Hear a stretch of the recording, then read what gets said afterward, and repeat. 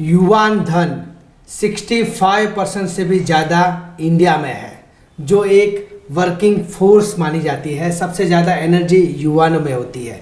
तो आप अगर नया इंडिया रीडेवलप करना हो, नया इंडिया की हम अगर परिकल्पना करती है, तो युवाओं को आप क्या मैसेज देना चाहते हैं? युवाओं को ये कहूँगा कि भाई आप पहले तो ये समझ लीजिए कि अपना उद्धार हमें ही करना है। हाँ, भगवत गीता भी कहते हैं कि भाई आत्मा ही आत्मन उद्धरेत, आप ही अपना उद्धार कर सकते हो और दूसरे की आस रख के बैठे नहीं रहना है।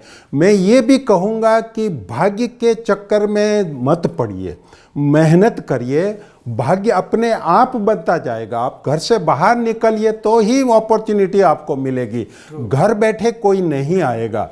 और दूसरा है, आपके पास शक्ति है, मगर एक बहुत अच्छी कहावत है कि मेरे पास जब शक्ति थी तब शानपन नहीं था, समझदारी नहीं थी।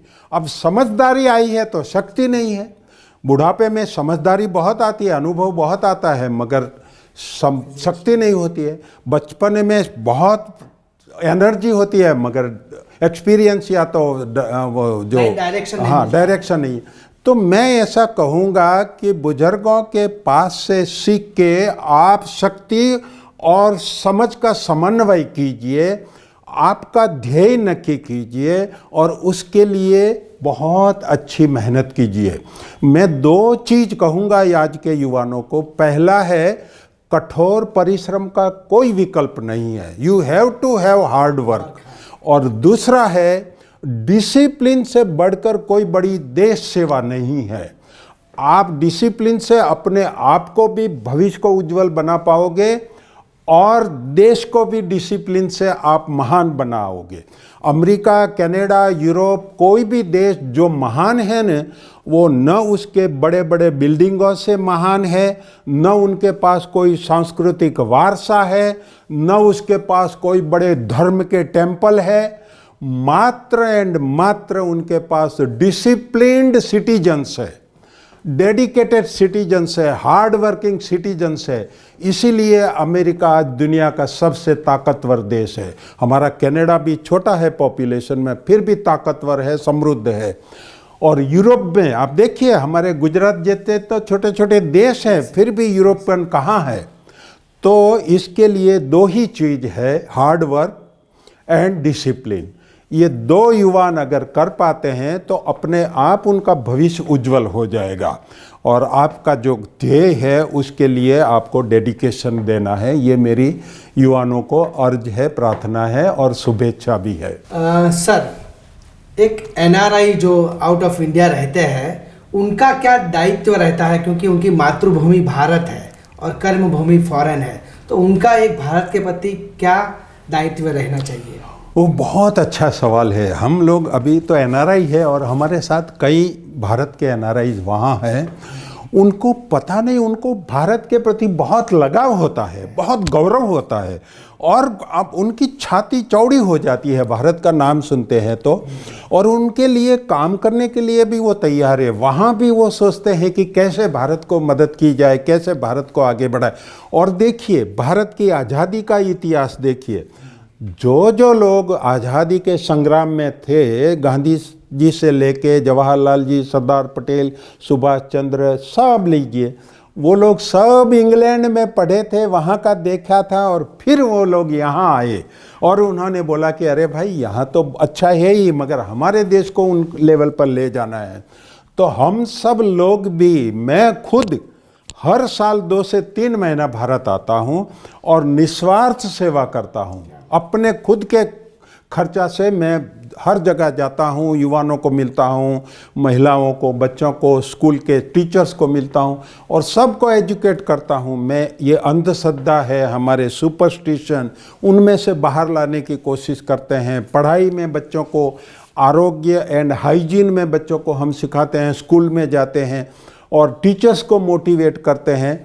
तो एनआरआई, हर एक एनआरआई, मैं समझता हूँ कि उनको जो नॉस्टैल्जिया बोलते हैं ना, कि वतन के प्रति प्रेम है। और भारत सरकार ने भी एक बहुत अच्छी स्कीम निकाली है अगर कोई वतन प्रेमी आदमी अपने वतन में डोनेशन करना चाहता है तो 50% matching donation government of Gujarat और इंडिया करेगी। ये बहुत अच्छी स्कीम है। इसीलिए मैं खुद भी मेरे गांव के लिए या तो देहातों के लिए खुद डोनेशन करता हूँ, खास करके लाइब्रेरी में, स्कूल का इम्प्रूवमेंट करने में और गांव के एनवायरनमेंट को ठीक बनाने में और गंदगी साफ करने में। ये सब प्रोजेक्ट में मैं खुद भी फाइनेंशियल सपोर्ट करता हूँ, एजुकेशन करता हूँ, मोटिवेट करता हूँ। एक आपको छोटा सा एग्जाम्पल दूँ कि ये गांधीनगर का म्यूनिसिपल कॉरपोरेशन है, उन लोगों ने बहुत अच्छी स्कीम निकाली है कि अभी घर आके कूड़ा कचरा आके वो लोग ले जाते हैं।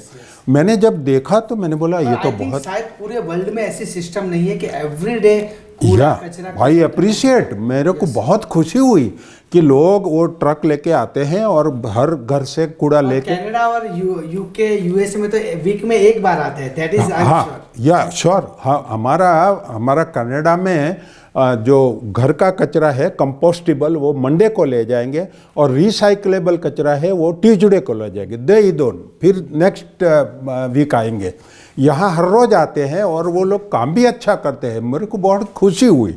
मैं यहाँ से सीधा म्यूनिसिपल कमिश्नर के पास चला गया और मैंने बोला कि साहब देखो, मैं यूएन में सॉलिड वेस्ट मैनेजमेंट का काम किया है, एडवाइस किया है और मेरा लगाव है गंदगी साफ करने का। मैं आपके ये ऑपरेटर को ट्रेनिंग देना चाहता हूँ।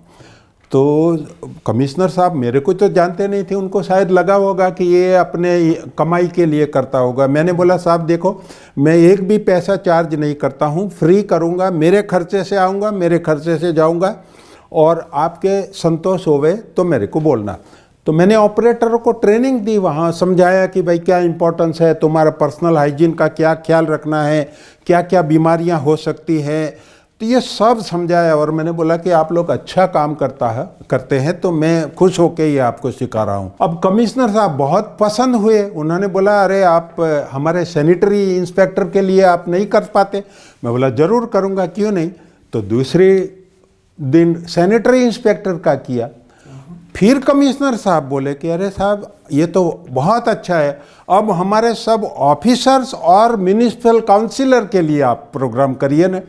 तो मैंने तीसरे दिन उन लोगों के लिए किया और सब म्यूनिसिपल काउंसिलर भी आए और पार्षद बोलते हैं और वो उनके जो ऑफिसर थे वो भी आए।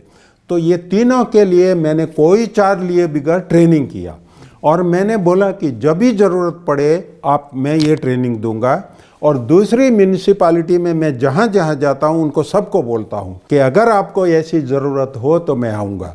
और कई एनजीओस, गुजरात एक बहुत फॉर्चुनेट है कि बहुत अच्छा एनजीओ वर्क होता है जो सरकार को मदद करते हैं। जहाँ जहाँ सरकार नहीं पहुँच पाती है वहाँ वो लोग काम करते हैं, जो समाज के आखिरी लोग होते हैं उनके पास जाते हैं। तो मैं खुश था, तो मैंने एनजीओ को भी ऑफ़र किया कि भाई आप अगर ऐसा प्रोग्राम करने का इरादा करते हैं तो मैं खुद कंडक्ट करूंगा, फ्री ऑफ चार्ज करूंगा और आपके लोगों को तैयार करूंगा। तो मैंने ऐसे भी कई प्रोग्राम किए, सॉलिड वेस्ट मैनेजमेंट के, एनवायरनमेंट प्रोटेक्शन के भी एनजीओ के साथ रह के प्रोग्राम किए। मेरा मतलब ये है कि एनआरआई के लोग भी चाहते हैं कि भारत को भी अमेरिका और कनाडा की लेवल में ले जाए, तो हम हमेशा तैयार रहते हैं। और मैं अकेला नहीं, हर एक एनआरआई के दिल में ये चाहना है, भावना है कि मेरा भारत भी अमेरिका जितना ही विकसित होवे और लोग इतने ही सुख संपन्न होवे। ये हमारी उम्मीद रहती है और कोशिश भी रहती है।